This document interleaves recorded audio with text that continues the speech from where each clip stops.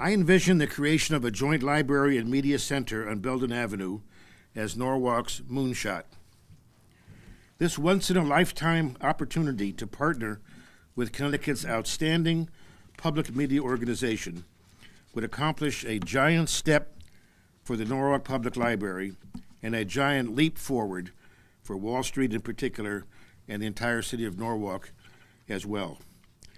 This joint facility would be only the second instance of a public media station hosted within a public library in the United States. The first opened at the Boston Public Library, where WGBH Works from Studio Space opened in 2016. The benefits of this joint enterprise for Norwalk are tremendous. It would establish this new library media center as a destination site for all of southwestern Connecticut for cultural, artistic, and information resources, live broadcasts, and small business innovation. It would upgrade the Norwalk Library's capacity to provide second-to-none services, programs, and facilities to our residents through the combined sharing of these organizations' resources, such as programming of speakers, concerts, and author interviews.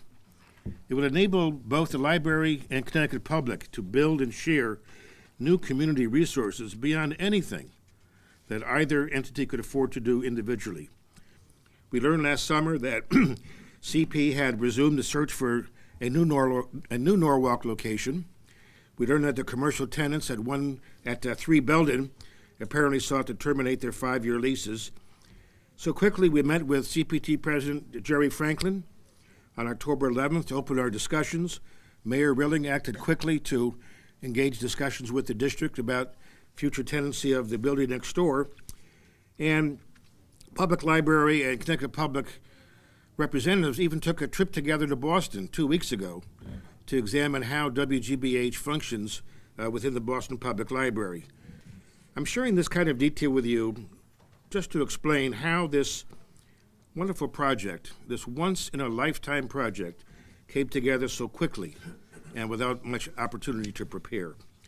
And this raises 2 important considerations. First, going forward, everyone, including the Connecticut public leadership, recognizes that the city review, public hearing, and approval processes all take time. But we hope that the participants undertaking these tasks will keep in mind that Connecticut Public is seeking to provide its full services from its new Norwalk facility as soon as we can make it happen.